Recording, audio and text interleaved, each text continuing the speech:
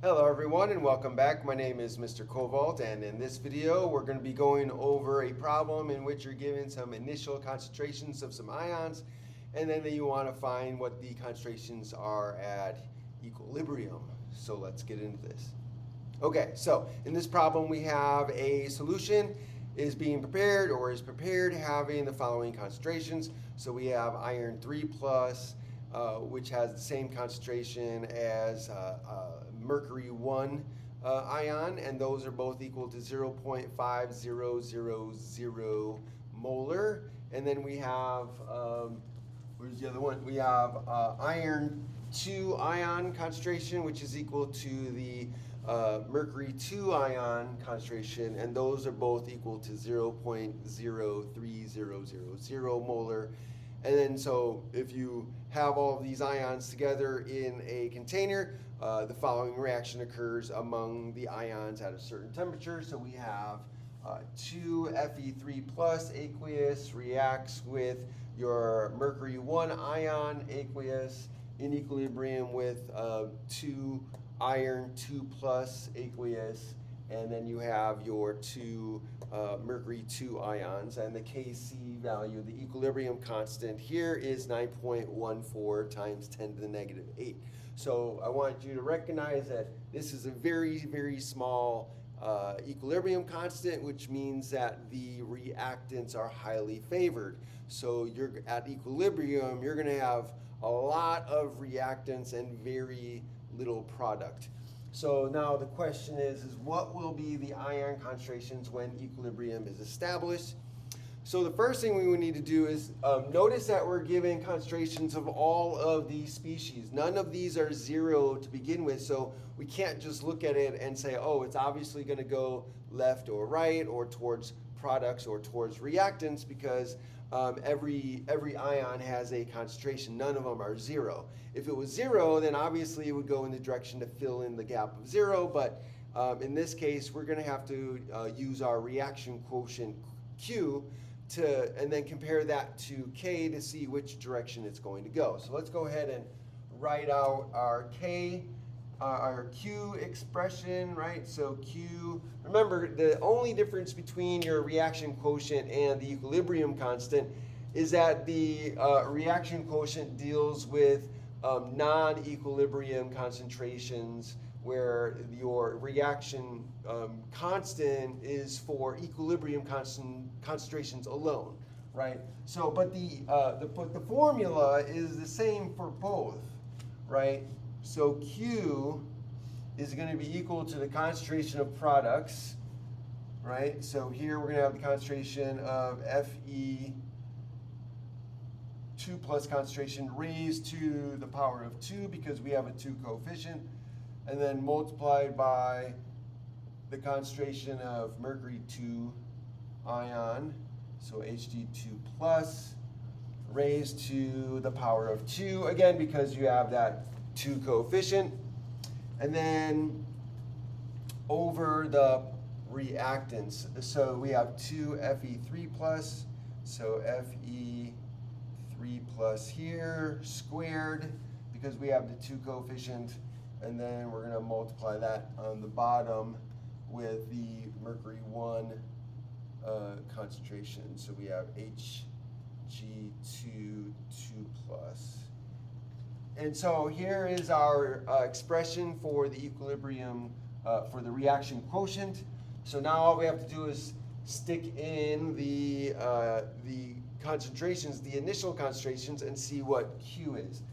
So again, the K value, I just want to point out again that the equilibrium constant has the exact same formula. The only difference is for the constant you would put in the equilibrium concentrations, not initial concentrations. So here we're going to put in our initial concentrations to find out what the reaction quotient is. So here we have Fe2 plus and the mercury 2 plus ion. So those are both going to be 0.03000 squared times, and then the same for the mercury 2 plus ion, so that's also going to be 0.03000, and that's going to be squared as well. And we're going to divide that by the concentrations here. So again, the iron 3 plus ion and the mercury 1 ion are both have the same concentrations, 0.5000 molar. So we're going to put that on the bottom. So here we have 0.5000, and that's squared multiplied by the concentration here, which is also 0.5000. And so now all we have to do is do the calculation, and when we do that calculation, we get, let's see, 6.48.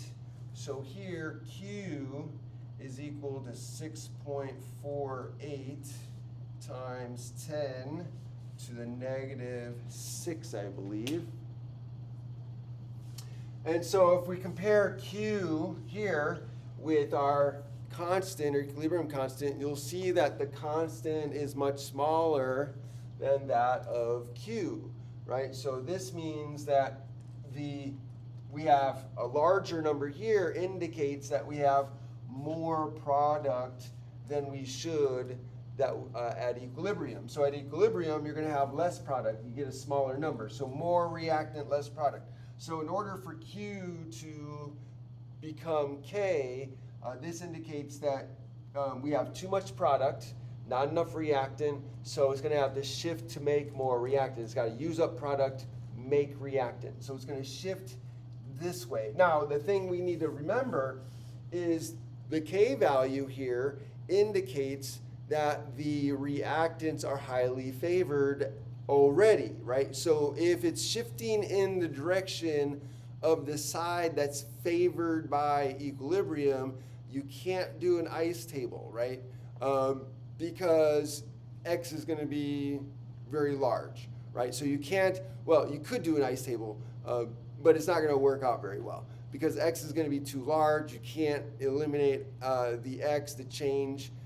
So you need to do a stoichiometry table first. So you got to do an IF or an ICF table first, do the stoichiometry, and then once you do the stoichiometry, then do the ice table for the equilibrium. So let's go ahead and do that. So we're going to erase this, give ourselves some room. Okay, so I'm going to use this equation here. So I'm going to do my ICF. So initially, right? Oh, and by the way, remember when you're doing your stoichiometry first, you need to make sure that everything is in terms of moles. And then when you do your ice table, it's got to be in molarity. Here, since they didn't give us any volume, we could assume any volume we want. So we're going to assume 1 liter of solution. And so therefore, the molarity becomes the moles. They're going to be the same number. So I'll just go ahead and use the numbers they gave us, assuming we have exactly 1 liter of solution. So here, Fe3 plus and Hg2 2 plus is going to be 0.5000. So I'll write that here, 0.5000. And then for this one, it's also going to be 0.5000. And then over here is going to be 0.03000. And then for this one, same number, 0.03000. Okay, so now that I have that set up, we already said from the Q value, so it's going to shift towards the reactant. So I'm going to gain an X amount here, I'm going to lose X amount here, but we have to take in consideration the stoichiometric amounts. Since we're losing here, we're going to do stoichiometry, so we're going to assume 100% completion in this direction because, again, our Q value was much larger than the K value, so it's going to go heavily in this direction. And again, at equilibrium, we're going to have a teeny tiny amount of this, so we can at least start by saying this is probably going to go all completion. We can assume that's going to go to 0, so we have to figure out which one's going to run out first. So here it's a 2-to-2 ratio, right? So, and we have here, it's the same ratio here. So 2-to-2 or 1-to-1 ratio here. So in order to react completely with Fe2 plus, I need the same amount of Hg2 plus as well, and I have exactly the same amount. So that means that this isn't a limiting reagent problem. They're both going to go to 0. They're both going to react to completion. So I'm going to lose all of this here, 0.03000, and I'm going to lose 0.03000 here. And again, I got to add a stoichiometric amount on this side. So here, notice for this and this, it's a 1-to-1, so 2Fe3 plus, 2Fe2 plus. So since it's a 1-to-1, that means if I lose a 0.03000 amount here, I'm going to gain the same amount over here. So I'm going to gain here 0.03000. And then over here, notice that it's a 2-to-1 ratio. So if I lose this amount here, I'm going to gain half of that amount here. So then half of this is going to be plus 0.01500 there. And then I'm going to add these together. And so 0.500 plus 0.0300, this is going to become 0.53000, right? Or if I add that, so we can add the extra 0 there. For sig figs, remember it's going to be the number of decimal places, so least number of decimal places in the answer, but we'll keep an extra one. And then if I add these together, I'm going to get 0.51500. And so then these, of course, are going to go to 0. So I've got 0 there and 0 there. So now that I've done the stoichiometry, now I can use this as my equilibrium, not equilibrium, but I'm going to use this for the initial concentrations for my ice table here.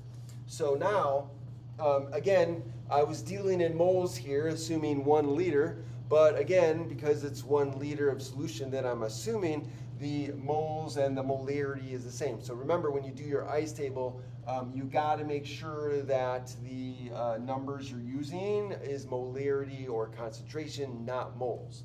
But since I'm assuming 1 liter of solution, the moles and the molarity is the same number. So now what I can do is my ICE table, ICE table here, and I'm going to take what was the final amounts here and use them as the initial up here. Okay, so this is going to be 0.53000 molar, and this is going to be 0.01500 molar. Let's erase this now.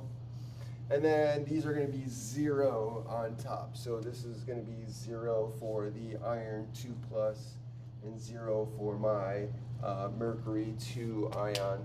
And so now I can do the ice table. So now that I have zeros on this side, I know that it's going to shift in this direction. And remember, it's going to shift a teeny tiny amount because my Kc value, my equilibrium constant is really, really small. So it's going to favor very heavily the reactants and a teeny tiny bit for the products. So it's going to shift in this direction. So I'm going to lose here a 2x amount because I have the 2 coefficient.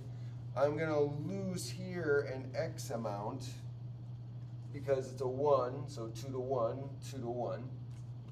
And then I'm going to gain here plus 2x amount, and then I'm going to gain here a 2x amount as well.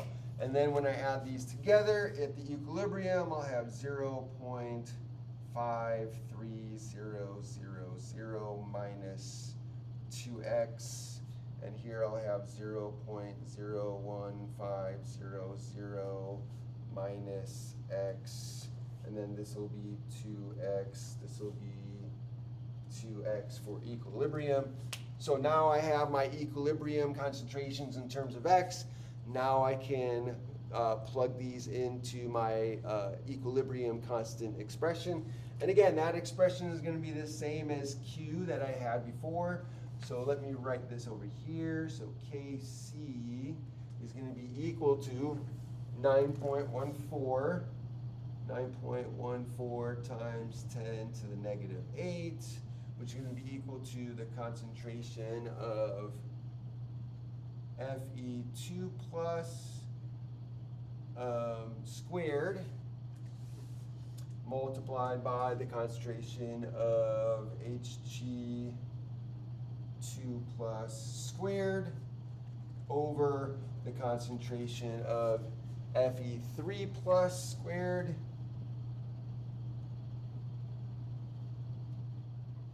multiplied by the concentration of the Hg2 2 plus. Okay, raised to the 1 power. And so now I can plug in my expressions here. So the top, both of these are going to be 2x.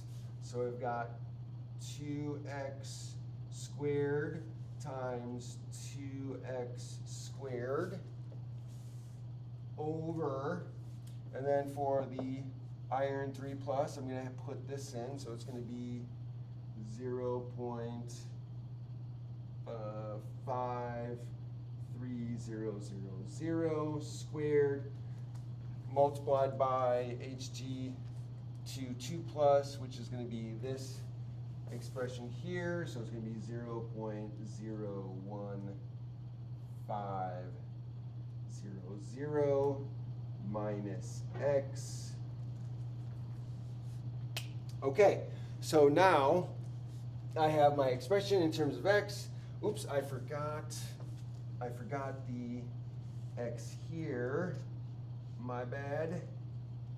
So this should be minus 2x. I forgot the minus 2x here. That should be minus 2x squared. And then I have the 0.01500 minus x. There we go. Okay, so now I've got everything. So notice here, because my K value is so small compared to my starting initial concentrations here, that we can assume that x is going to be negligible at this point, right? So we can go ahead and eliminate the x values here that we're subtracting because it's going to shift in this direction so slightly that basically the amount of x change here is going to be so small that the initial concentration that I started with is going to be equal to the the equilibrium concentration. So basically I can get rid of this and this, and it simplifies the matter a bit. So now I can go ahead and simplify. So 2x squared here is going to become 4x squared times 4x squared. So 4x squared times 4 times 4 is 16. X squared times x squared is going to be x to the 4.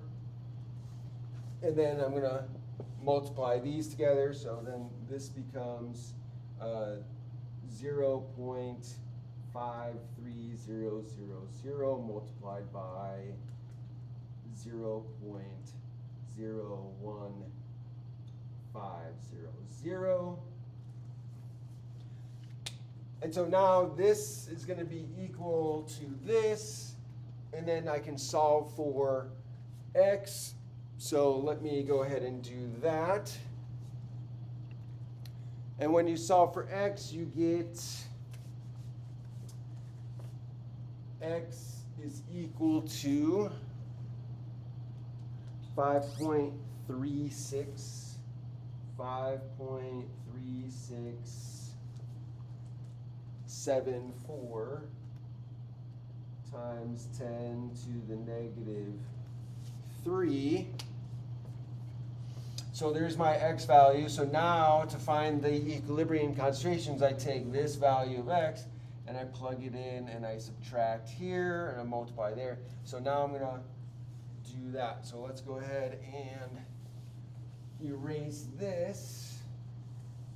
Don't need that anymore.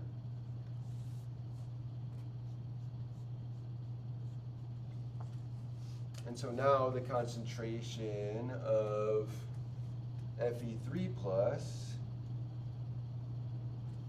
is going to be equal to 0.53000 minus 2 times x, which is going to be 5.3674 times 10 to the negative 3. And then when we calculate that, we get 0.51926. 0.5, what did I say? 51926 molar. And if we round that to the proper number of sig figs, we get 0.5193 molar. And then next we have Hg2 2 plus ion concentration. That's equal to this. So 0.01500 minus x, which of course x again is here, so we'll subtract 5.3674 times 10 to the negative 3. And then when we subtract that, we get, what do we get? 0.509. 0.50963 molar. But again, if we round to the proper number of sig figs, that's going to be 0.5096 molar. And then finally, we have these two. Both of these are equal to 2x. They're going to have the same concentration. So we have the concentration of Fe2 plus, which is going to be equal to the concentration of Hg2 plus concentration, which is equal to 2x, which is going to be equal to 2 times 5.3674 times 10 to the negative 3, and we get, let's see, 0.0107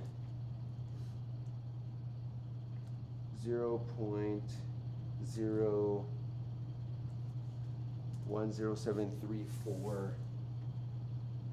molar. And again, if we round that to the proper number of sig figs, it'll be 0.0107 molar. And that, ladies and gentlemen, is how you do this sort of problem. So again, you have to, one of the key things here is recognize that if your Q value tells you that the shift is going in the same direction that the equilibrium already favors, then you're going to have to do an ICF table or an IF table. You have to do a stoichiometry table first before you can do the equilibrium or ICE table. So in this case, Q value was going in the direction of the reactance, which was already heavily favored by the equilibrium constant. So therefore, we had to make sure we did the stoichiometry first and then do our ice table. So I hope this video helps with that sort of problem, and always be on the lookout for that. Thanks for joining me. If you enjoyed this video, if you like this video, if this helped you in any way with this sort of problem, then please by all means like the video, share the video, hit that like button down there. Also, subscribe to my channel, help me out. Hit that notification bell up there. When you do that, click all so you can be notified by all the videos I put out. And finally, put a comment down below in the comment section. Let me know what you think, ask me questions. I would love to hear from you. Thanks for joining me, and have a great day.